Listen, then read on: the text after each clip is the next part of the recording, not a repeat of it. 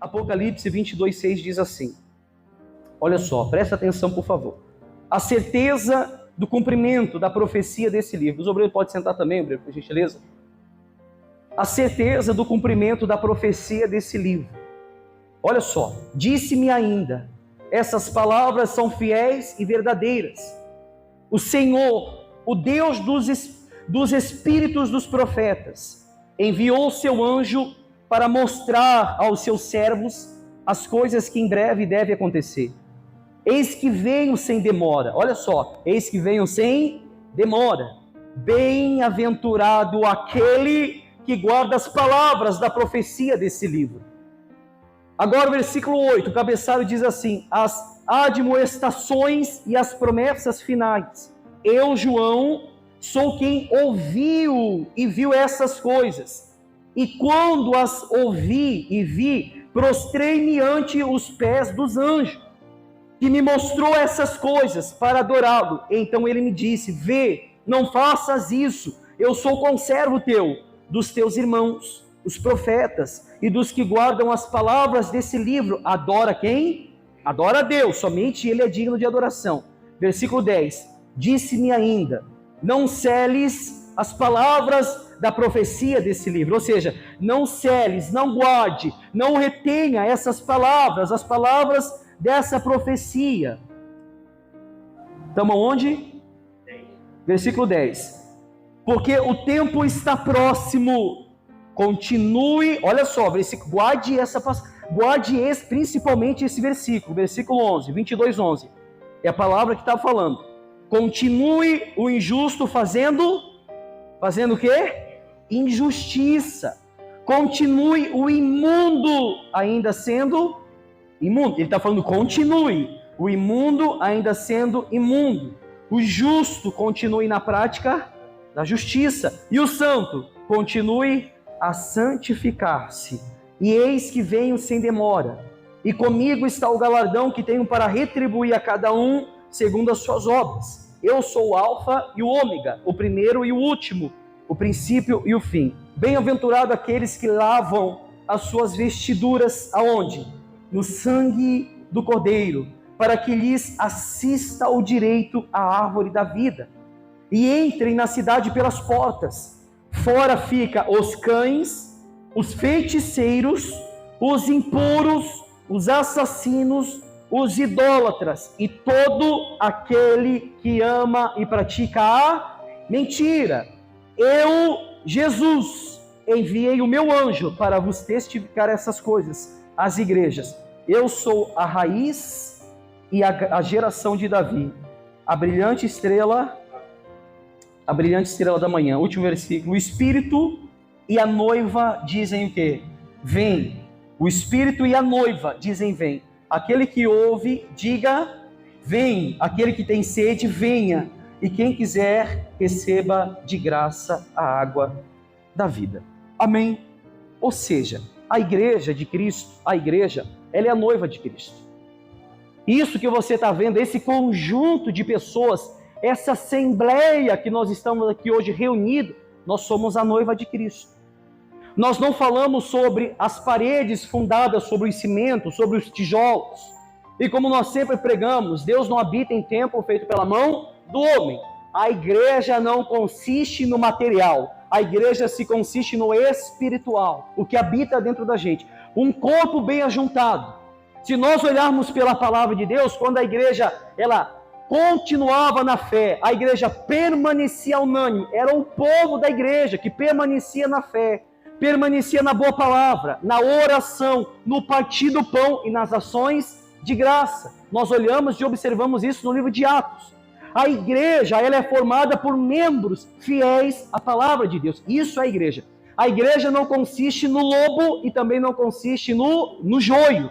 A igreja de Cristo não consiste no joio e não consiste no lobo. A palavra de Deus diz que o joio cresce juntamente com o trigo. A palavra de Deus diz que o lobo está juntamente com as ovelhas. Eles andam juntos, é ou não é? Mas eles não são chamados de igreja. Quais são os maiores métodos da igreja que nós conhecemos? Ela permanece na boa palavra. Ela revela Cristo não aqui dentro, mas sim lá fora. ela tem sede e fome de justiça. Como diz a própria palavra, bem-aventurado aqueles que choram, porque serão consolados. Ela chora por quê? Ela chora pelos pecados dela. Ela chora porque ela não alcançou a misericórdia de Deus em determinados momentos, porque o pecado, por um tempo, tomou conta dela. Ela chora por isso, ela aflige a sua alma. Ela faz como Pedro fez, negou Cristo, e quando negou, chorou amargamente. Ela faz como Isaías: ai de mim que pereço, habito no meio de um povo impuro, os meus lábios são impuros, ai de mim, o que será de mim? Olha, um grande profeta, o profeta messiânico, Isaías, que viu a glória de Deus dentro do templo, que viu Cristo sendo crucificado, em Isaías 53:4, que diz que verdadeiramente Ele levou sobre si as nossas dores, as nossas enfermidades. Ele foi o castigo que nos trouxe a paz, e sobre as suas pisaduras fomos sarados. Isaías, um homem que teve a revelação e a visão de Cristo, mesmo assim, observou que ele não era justo. O que podemos dizer de Paulo? Entre todos os pecadores, eu sou o... Hein, gente? Eu sou o principal. Entre todos os pecadores, eu sou o principal. Paulo ainda fala: miserável homem que sou, quem pode me livrar do corpo dessa morte? Dou graças a Deus por Jesus Cristo. Então a igreja, ela é a noiva de Cristo. A igreja consiste em pessoas santas. Pastor, peraí, mas ninguém é santo. Como não? A Bíblia diz: sede santos porque eu sou santo. Aquele que é santo é separado. Aquele que é santo, ele não se contamina com o mundo. Quando nós falamos de vida piedosa, nós falamos de vida santa. Podemos observar o Santo Agostinho de Hipona, podemos observar Clemente de Roma, podemos observar Atanásio, podemos observar todos os pais da igreja. Foram homens santos, que praticaram a santidade, que andaram na reta justiça de Deus. Podemos observar John Wesley, podemos observar todos os avivalistas do passado, como nós falamos domingo passado. Aqueles homens que perseguiam a santidade eram conhecidos como o grupo santo, o grupo de pessoas que eram chamados de santos. Por que os puritanos eram chamados de puritanos? Porque era uma sátira que o povo inglês fazia com os puritanos. Falavam: eles querem ser puros, eles querem ser santarrões. O nome puritano era uma sátira, mas ficou marcado na vida dos puritanos, porque eles corriam atrás da pureza. Amém? Posso ser sincero com vocês? Posso mesmo? A pessoa que diz assim: não, pastor, é impossível eu ser santo, é porque você sabe o caminho que você está trilhando. A pessoa que diz assim: pastor, é impossível eu chegar num grau de santidade, é porque você sabe o caminho que você está andando, o prato que você está comendo, as palavras que você está observando, você sabe disso. John Wesley mesmo fala: quanto mais de Deus eu busco, menos vontade do mundo eu tenho. Quanto mais de Deus eu busco, quanto mais de Cristo eu conheço, menos vontade do mundo e menos o mundo se apodera dentro de mim. Então a igreja é a noiva de Cristo. A noiva, se nós olharmos pelo casamento passado, as mulheres não casavam sem antes, ou seja, as mulheres não tinham seus momentos íntimos com homens sem antes casar, é ou não é? Tinham que, hoje não, hoje virou uma bagunça, sim ou não? Mas antigamente não, tinha que casar primeiro, para depois conhecer o homem, e o homem conhecer a mulher. Hoje não. Por que a igreja é chamada de noiva? Porque a igreja ela tem que andar na pureza. A igreja tem que andar na santidade. Ela não pode, como disse o próprio Deus para o povo de Israel, e o próprio Deus falando para o povo de Judá: alei-vos a Judá, alei-vos a Israel. Quantas vezes eu chamei eles, mas eles preferiram se prostituir debaixo das árvores. Prostituição espiritual.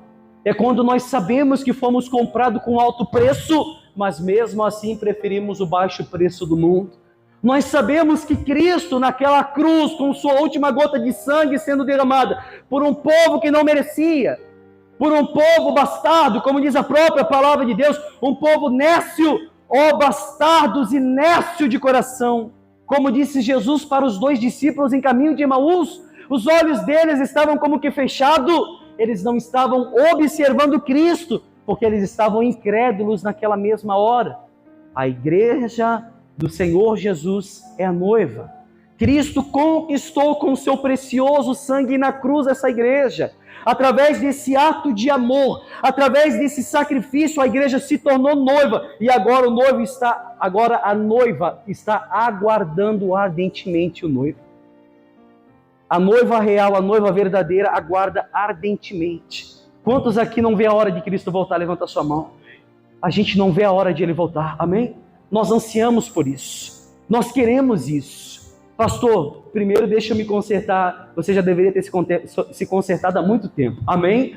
Mas como eu sempre falo, o verdadeiro cristão, como eu estava falando para minha esposa hoje, meu Deus, quanto tempo será que falta para Cristo voltar? E claro que não nos cabe o tempo a saber, cabe a Ele saber. O que nos cabe é se preparar. Mas nós queremos ardentemente ver o noivo voltando para buscar a noiva. Desejo por Cristo, querer mais dele. Como é que eu vou querer estar com Cristo lá em cima, se o nosso desejo aqui embaixo não é por Ele? Como é que nós vamos querer? Como é que o povo da igreja que chama pelo nome de Cristo, como é que vocês querem de fato e de verdade se achegar a Cristo lá nas alturas, se o seu desejo não é por Ele aqui embaixo? Ou seja, o nosso desejo tem que ser por Cristo, um desejo ardente.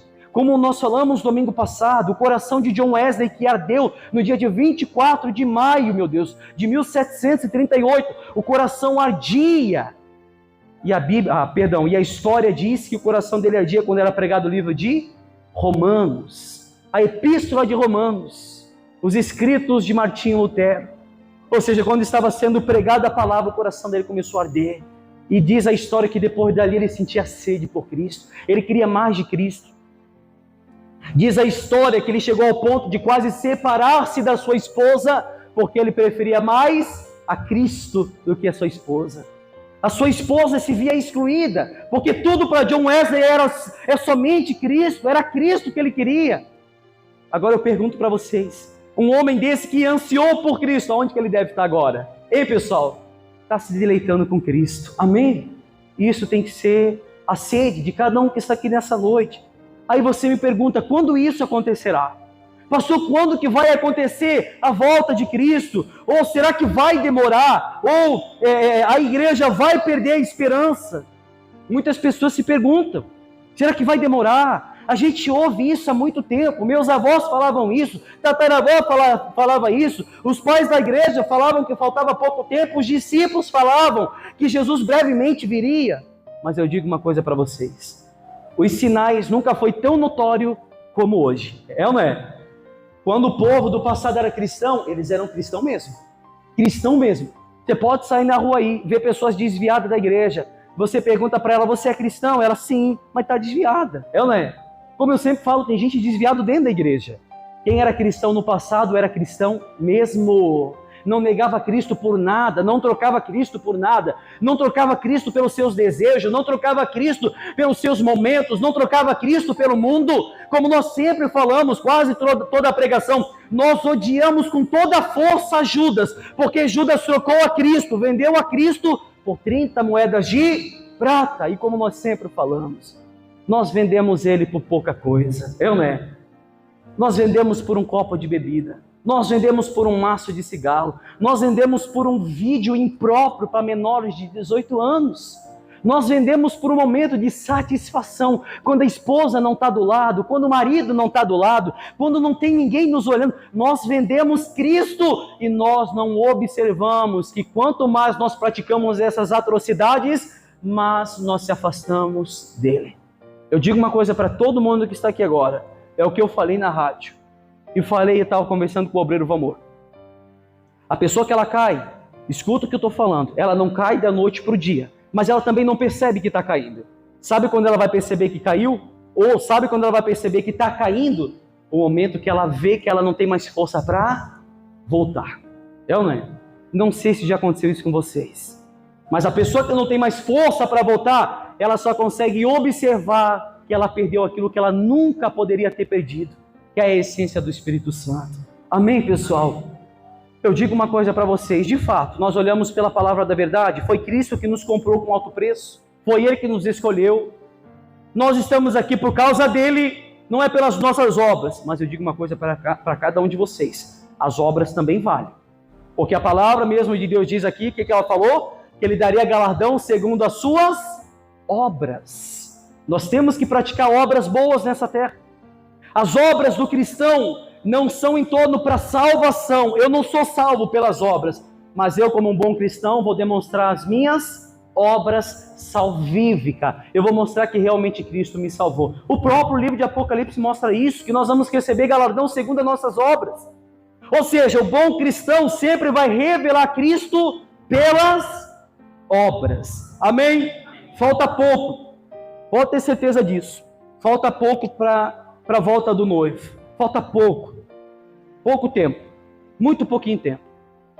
A gente já vê rumores de guerra, ou guerras e rumores de guerra. A gente já está observando fome, escassez.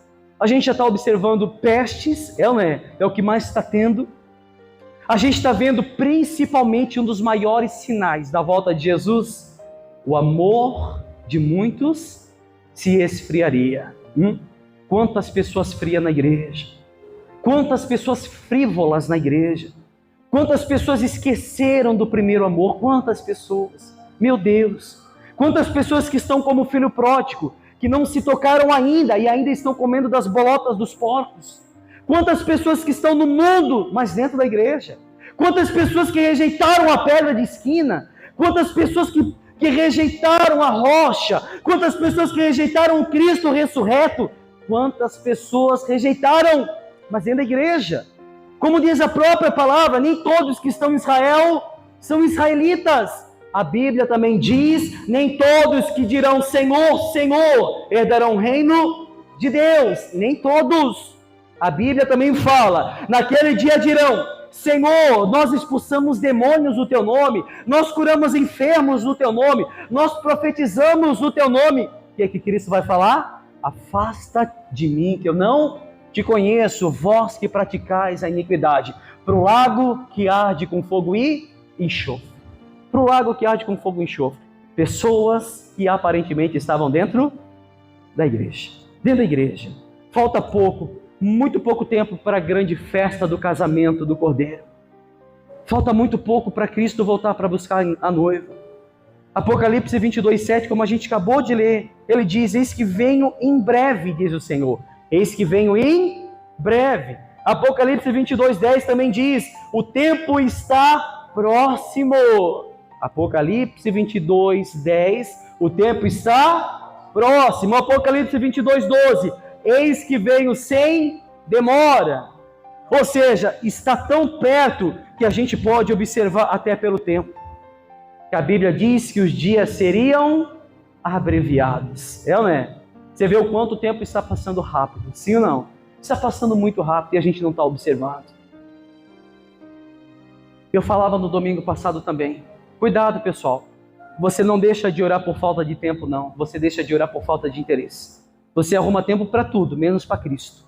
Você arruma tempo para tudo. É ou não é? Deixa acontecer uma emergência na sua vida para ver se você não vai cumprir com essa emergência. Você vai fazer. Agora, para a oração, ninguém tem tempo. Para a oração, ninguém tem tempo. Ou para a leitura bíblica, ninguém tem tempo. Para Cristo, as pessoas não têm tempo. Mas para os seus proveitos próprios, tem tempo. É ou não é? Apocalipse 22:20 também diz, e para tirar qualquer dúvida, o Senhor afirmou mais uma vez, sim, venho em breve. Ele vai voltar em breve. O que vai acontecer naquele dia quando Cristo vier? Quando Cristo voltar para buscar a sua igreja, pastor, o que vai acontecer? De fato, nós, a Bíblia, ou seja, os maiores teólogos que existem, eles não conseguem afirmar 100% o que vai acontecer quando a pessoa morrer de imediato. Eles não conseguem, nós não sabemos os detalhes. Ninguém sabe o detalhe, mas o que sabemos é que o dia da vinda de Cristo será maravilhoso para os cristãos de verdade. Amém? Por isso que nós ansiamos pela volta de Cristo. A igreja, ela jubilará, ela exaltará com alegria. A igreja, quando Cristo voltar, a santa igreja de Cristo espalhada sobre a terra, essa igreja poderá contemplar a majestade do noivo. Vai poder contemplar e celebrará de alegria o dia em que o noivo voltar para buscar a igreja. Amém? A noiva entrará na nova Jerusalém adornada. O povo de Deus entrará pelas portas. Isso o próprio livro de Apocalipse fala. A igreja morará eternamente na presença do Deus triuno. Eternamente. A Bíblia diz que não haverá choro, não haverá dor, não haverá tristeza, não haverá nada disso. É somente alegria. Aqueles que estarão juntamente de Deus, nós podemos jubilar com alegria eternamente. Nós vamos estar adorando a Deus pessoalmente.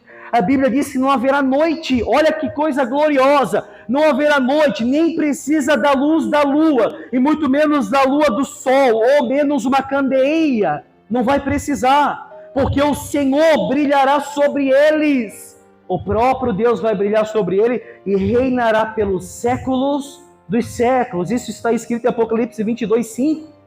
Ou seja, o próprio Cristo. Não vai existir lua, não vai existir sol, não vai ter candeeiro, não vai ter candeia, não vai ter nada disso, porque o próprio Cristo vai ser a luz que vai iluminar sobre o seu povo e com eles reinará eternamente. A igreja terá o brilho de uma joia muito preciosa.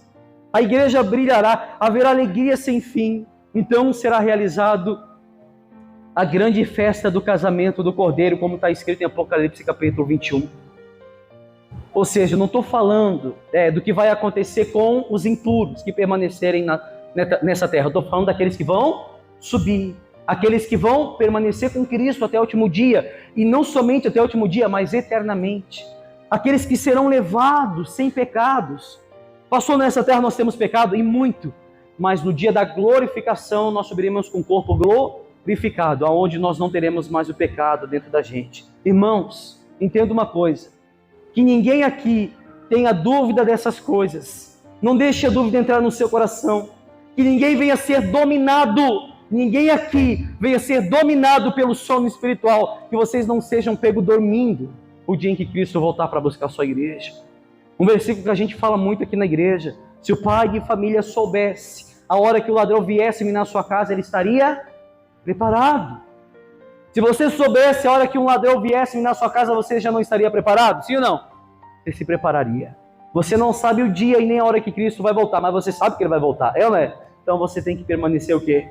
Preparado. Amém? Nós temos que permanecer preparado. O casamento celestial não é um sonho, não é algo criado pela igreja, é uma realidade do que a palavra afirma, que se aproxima cada dia mais. Esse casamento está cada dia mais próximo do que você imagina.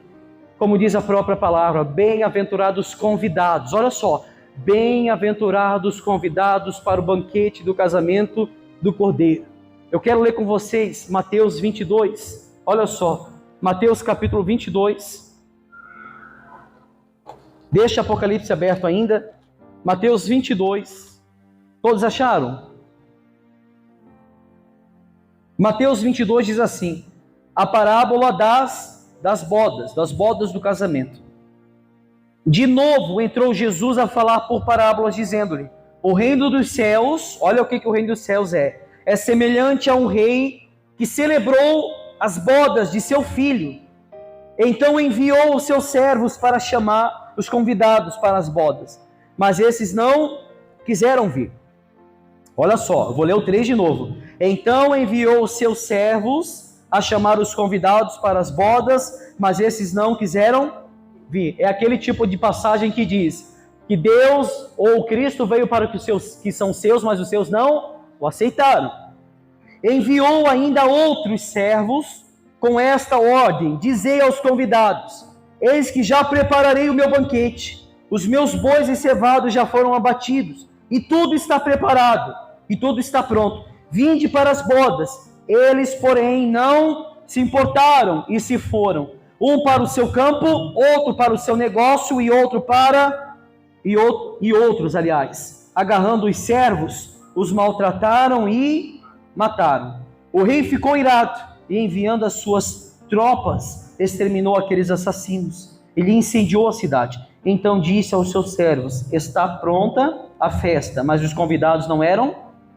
E depois para as encruzilhadas dos caminhos e convidai para as bodas a quantos encontrardes. E saindo aqueles servos pelas estradas, reuniram todos os que encontraram, maus e bons. E a sala do banquete ficou repleta de convidados. Entrando, porém, o rei para ver os que estavam à mesa, notou ali um homem que não trazia vestes nupcial. E perguntou-lhe: amigo, como entrastes aqui sem vestes nupcial? E ele emudeceu. Então ordenou o rei aos serventes: amarrai-o de pés e mãos e lançai-o para fora, nas trevas, ali aonde haverá choro e ranger de dentes, porque muitos são chamados, mas poucos escolhidos. Aí se aplica a eleição incondicional. Muitos são chamados e poucos. Veja bem que quando Deus faz as bodas, o casamento do seu filho, quem que é o filho? Cristo. Quem que é o pai? O próprio Deus. Deus prepara as bodas, prepara a festa do filho, o filho que casaria com a igreja. É isso que eu estou falando de Apocalipse. Cristo irá casar com a igreja, o noivo vem sem demora, brevemente virei, os dias se aproximam. Você pode ver que a gente mostrou várias passagens até agora. Ou seja, Deus prepara a festa, as bodas do filho, e manda os convidados, ou seus servos convidar as pessoas de fora. Aí um falava assim: peraí, eu tenho meu campo para cuidar, eu tenho meus bois para cuidar, eu tenho muita coisa para fazer. Outra passagem diz: eu tenho meu casamento, eu tenho casamento para fazer. Eles não eram dignos, rejeitaram a oportunidade de salvação. Aí chegou esses servos para Deus, para o Senhor, falou: olha, Senhor, eles não aceitaram, e ainda mataram algum dos servos. Deus se irou de tal maneira que fulminou aquela cidade com fogo, matou todo mundo queimado. Veja bem, aqueles que foram convidados, uns falavam que eu tenho que cuidar dos meus negócios. Ah, pastor, hoje eu não posso ir para a igreja, eu tenho coisas a fazer. Outros cuidavam dos seus bois e cevados. Pastor, eu tenho tantas coisas, eu não consigo ir para a igreja. Ou seja, os afazeres, o tempo tem tirado a presença de Deus de muitas pessoas e elas não têm percebido. As tarefas, ou seja, pessoas atarefadas têm deixado Deus de lado. Por isso que eu sempre falo: você não deixa de orar por falta de tempo, mas sim por falta de interesse. Essas pessoas morreram, sim ou não? Morreram. Foram queimadas vivas. Podemos olhar para Sodoma e Gomorra. Teve chance de misericórdia para Sodoma e Gomorra? Sim ou não? Teve. Se você ler a palavra, você vai ver que 2 anjos descem em Sodoma e Gomorra. E a Bíblia diz que eles estão nas praças. Estão fazendo o que nas praças? Pregando a palavra. Para aquele povo de Sodoma e Gomorra se converter. Para que eles voltem para Deus. Para que eles caminhem segundo a reta justiça. Mas eles não quiseram. A Bíblia diz que o pecado de Sodoma e Gomorra era tão grande que os homens daquela cidade queriam ter relação com os anjos. Ló tinha uma pousada. A Bíblia diz que Ló segurava os 2 anjos dentro daquela pousada e os homens de Sodoma e Gomorra batiam naquela porta: Ló, tragam esses homens para fora para que possamos abusá-lo deles. Ló falou assim: não, esperam, eu tenho 2 filhas novas, virgens, peguem elas. Não, eles queriam os anjos. Aqueles homens, a Bíblia diz que conseguiram derribar aquelas portas, e quando foram entrando para abusar dos anjos, aqueles anjos cegaram aqueles homens de Sodoma e Gomorra. Os anjos falaram: olha, Ló, não deixa amanhecer, toma a sua família e sai dessa cidade de Sodoma e Gomorra, que tudo vai ser queimado. Tudo vai ser queimado. Tiveram oportunidade? Sim ou não? Mas rejeitaram. Ouviram a palavra, mas morreram queimados. Tinha criança no meio? A Bíblia diz que tinha criança de colo. Tinha mulheres que estavam a ponto de dar à luz, foram queimados vivos. Não há injustiça da parte de Deus. A misericórdia tiveram primeiramente, mas eles rejeitaram a pedra de esquina. Amém? Olhando para a parábola das bodas, foram convidados, sim ou não? Mas os afazeres, eu não posso ir, eu tenho que cuidar dos meus negócios, eu tenho uma festa em família, eu tenho isso para fazer, eu tenho que visitar um amigo, eu sei lá. As pessoas colocam tudo na frente de eu não posso, eu não consigo entender, meu Deus. As pessoas só vêm no domingo e ainda é 1h30 de culto e ainda ela consegue colocar afazeres em cima de afazeres para não vir para a igreja. É ou não é? Não consigo entender. Eu não consigo entender plenamente. Fora a quinta que muitos não vêm, né? E poderiam estar aqui, mas se nós olharmos pela palavra, meu amigo, esses convidados não eram dignos. O que Deus mandou fazer? Mandou queimar todo mundo. Aí saíram servos novamente, foi nas praças, foram nas ruas, nas encruzilhadas, nas esquinas. Começou a convidar todo mundo, todas as pessoas que não eram dignas aos olhos da sociedade. Aí essas pessoas vieram, entraram nas bodas, entraram, cearam as bodas, sentaram na mesa, puderam participar da ceia das bodas, do casamento do noivo. Aí quando o Senhor olha, vê toda a festa cheia, ele olha um que não estava vestido de vestes nupcial. As suas vestes não eram brancas, as suas vestes não eram preparadas, a sua roupa era suja de pecado, as suas vestes eram contaminadas pela transgressão, a sua vestimenta, a sua vestidura era manchada pelo pecado. O que ele fez? O Senhor fez? Mandou amarrar ele pelas mãos, pelas pernas e jogar onde? Nas trevas exteriores. Ali é onde haverá choro e ranger de dentes. Porém, muitos são chamados e poucos escolhidos. Poucos escolhidos. A Bíblia diz que os judeus são comparados com a areia do mar, mas será salvo somente os remanescentes. O que é um remanescente? É aquele que remanesce de Cristo. É aquele que, como diz a própria palavra de Deus, aquele que beber dessas águas, da água que Ele der, nunca mais terá sede, e do seu interior fluirão rios de águas vivas aos sedentos. Ou seja, ele nunca mais vai ter sede, ele se sacia em Cristo. O mundo em si não vai mais contaminar ele, porque ele conheceu a Cristo na sua totalidade. Amém? Ele conheceu a Cristo, como diz a própria palavra de Deus, que sem santidade ninguém verá a Deus. É impossível eu ver Deus se eu não me santifico. É impossível eu querer ver Deus na minha vida, quando durante a minha semana eu profano a mesa de Deus, e eu prefiro a mesa do mundo, e querer ver Deus no domingo. Ele não vai se manifestar, meu amigo. Ele não vai aparecer para você. A caminhada do cristão é de honra a honra, fé em fé. Nós pregamos domingo passado, o livro de Romanos, capítulo 1, 17, é de fé em fé, porque está escrito que o justo viverá pela fé. É somente pela fé. Todo dia você enfrenta um problema, todo dia você tem que matar o pecado dentro de você, todos os dias. Por isso que a Bíblia afirma, aquele que está de pé, cuide para que não caia. Porque todo dia você tem que lutar contra você mesmo. Todo dia. Amém? Cuidado para não cair. Cuidado para não perceber que você caiu quando você já não tiver mais força para voltar. Cuidado. Escuta uma coisa. Tem muita gente lá fora hoje que daria tudo para estar aqui dentro, mas não pode mais. Tem muita gente que hoje, sabe qual é o lugar que mais se clama a Deus? Sabe qual é o lugar que mais se clama a Cristo? Não é dentro da igreja, é no inferno. Lá no inferno. É o lugar que mais se clama a Cristo.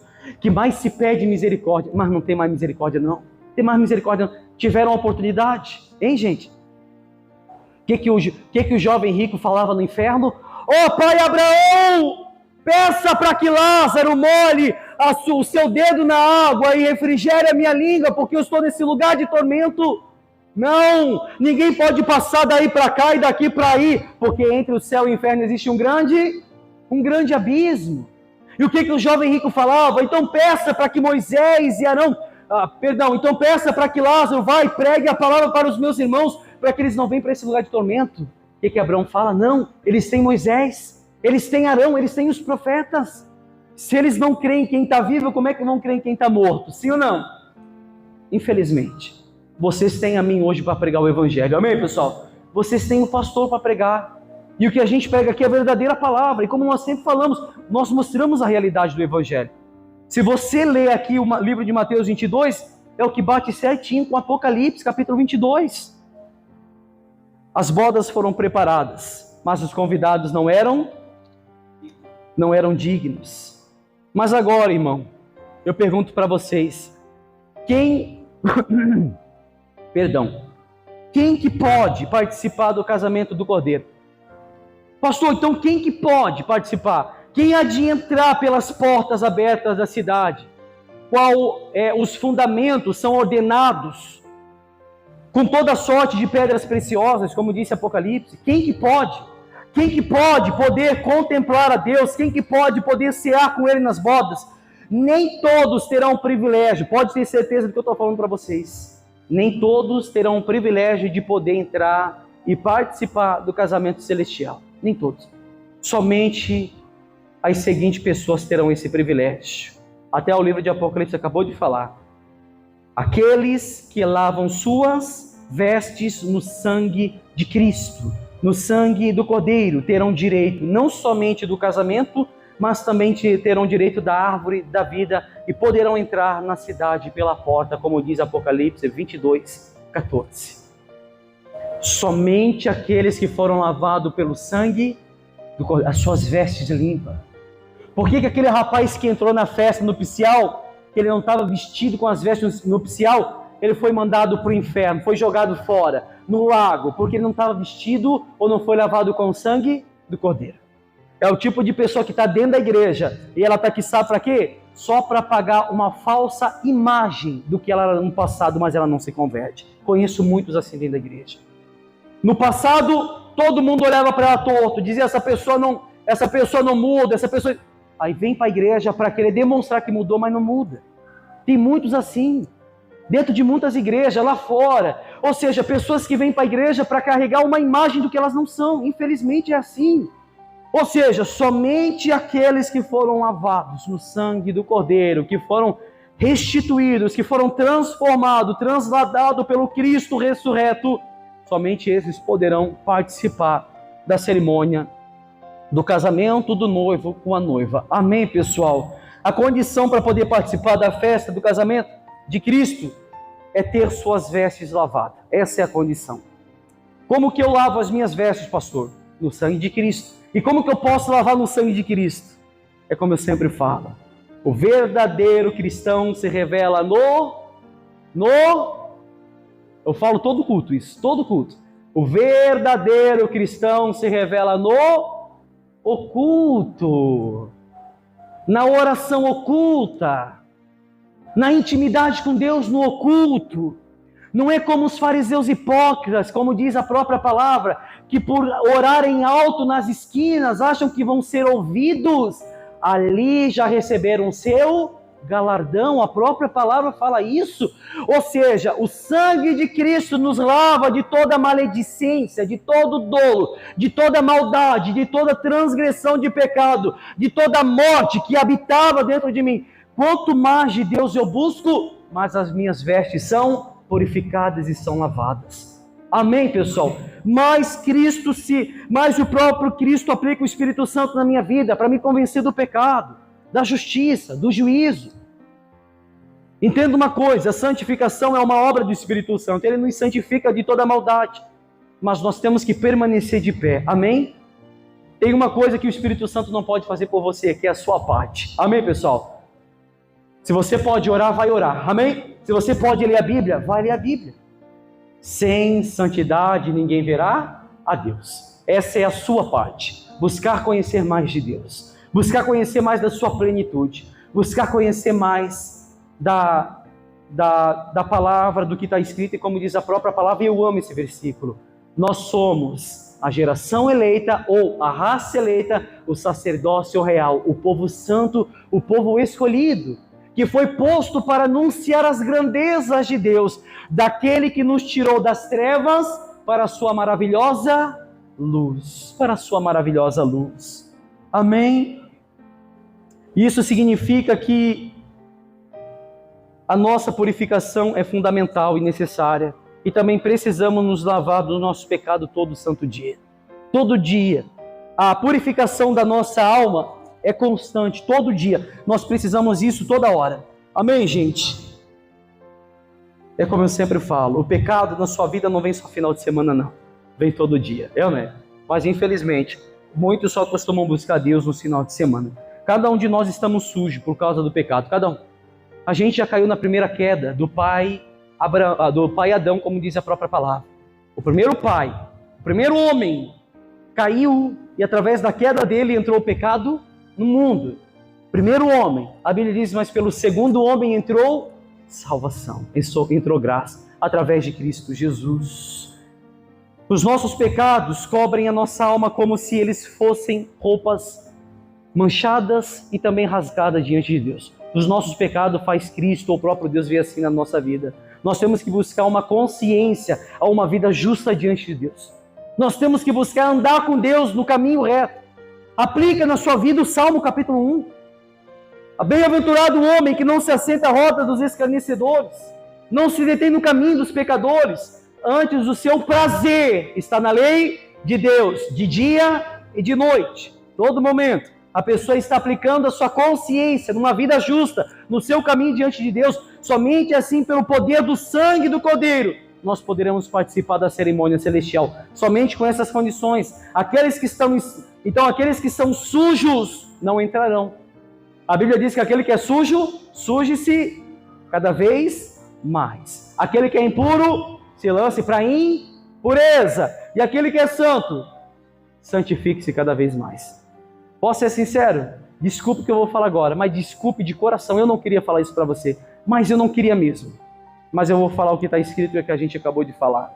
Está dentro da igreja e você está só para carregar uma imagem, mas está amando o que está fazendo no mundo? Se lance para onde? Vai para o mundo. Não permaneça na igreja. Por favor, não faça isso.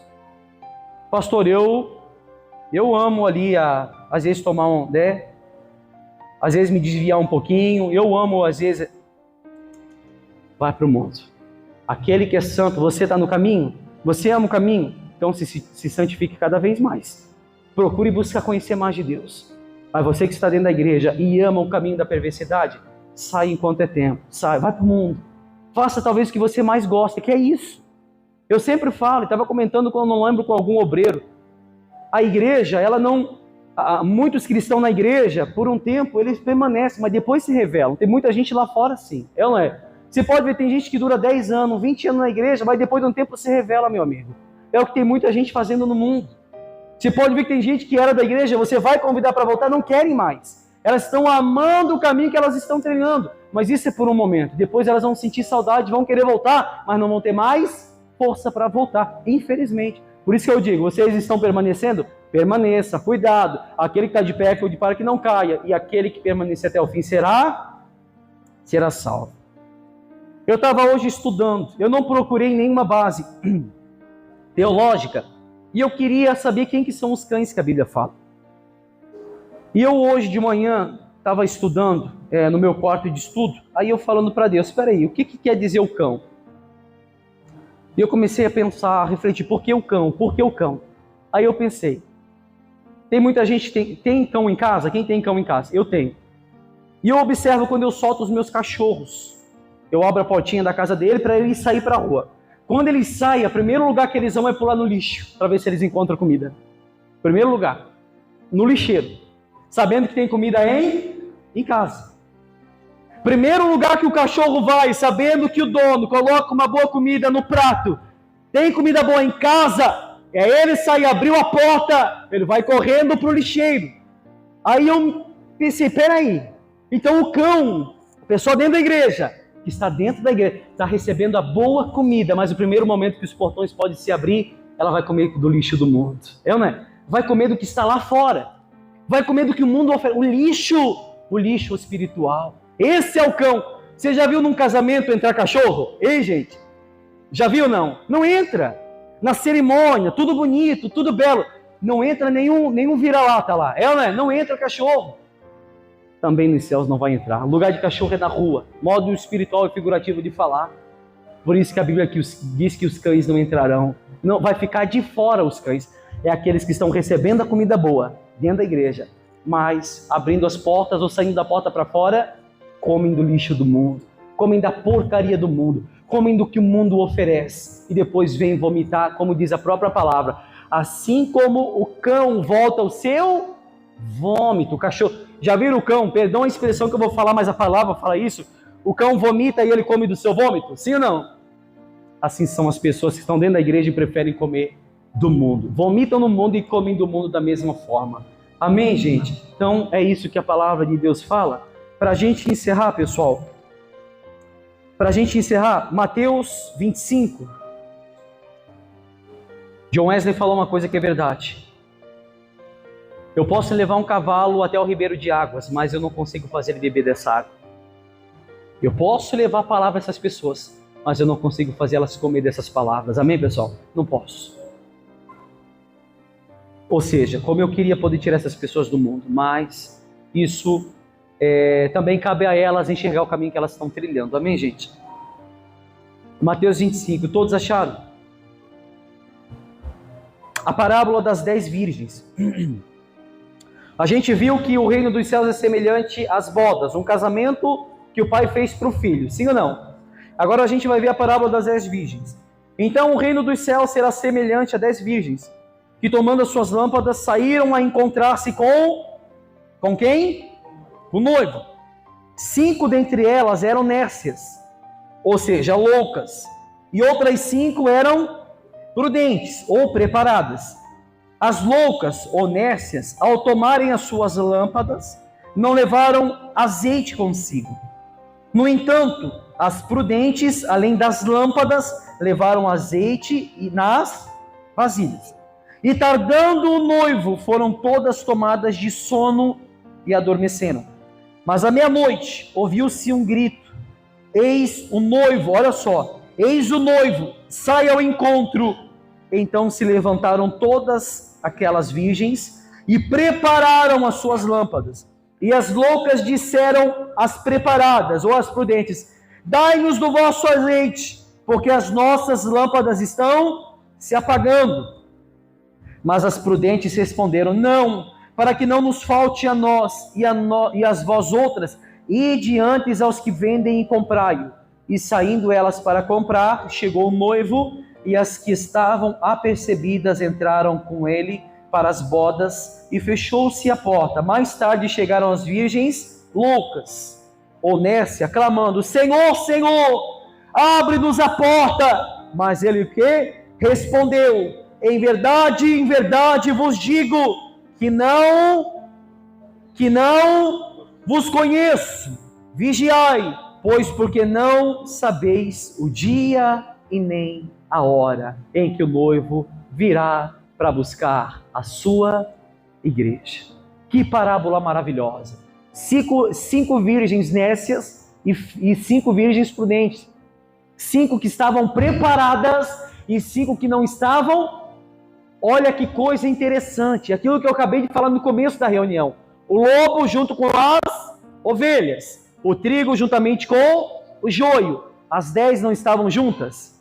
As 10 não estavam com o azeite? Aliás, as 10 não estavam com a lâmpada, sim ou não? Todas elas estavam com a lâmpada, fazendo o quê? Esperando mesmo noivo. É como eu sempre digo, as mesmas pessoas dentro da igreja hoje, que estão sentadas na cadeira, todos aqui estão esperando o noivo. Todos aqui sabem que Cristo vai voltar. Todos aqui saibam que vai haver um casamento celestial. Todos. Quando gritaram: o noivo vem, todas elas se levantaram. As 5 nessa louca olharam para a lâmpada e viram que não tinha mais o azeite. Acabou o azeite. Falaram para as prudentes: dai-nos do azeite. As prudentes: não, vai, comprai observai quem vende, para que não falte a nós e muito menos a vocês. Quando o noivo chamou, quem estava preparada entrou a porta formosa. E quando aquelas que não estavam preparadas chegaram diante da porta, bateram: abre-nos, Senhor, abre a porta. Em verdade vos digo que eu não vos conheço. 5 mulheres preparadas, 5 nércias, 10 mulheres procurando o mesmo objetivo: o noivo. 10 mulheres, vamos lá, modo figurativo, dentro da igreja, ouvindo a mesma palavra, o mesmo sermão, mas metade foram salvos e metade condenada ao inferno. Por isso que eu digo, e vou afirmar com toda certeza absoluta do que eu vou falar agora e com a minha mão sobre a Bíblia, eu tenho certeza absoluta disso, certeza, que eu vou estar fazendo velório de pessoas que estarão indo ao inferno, infelizmente.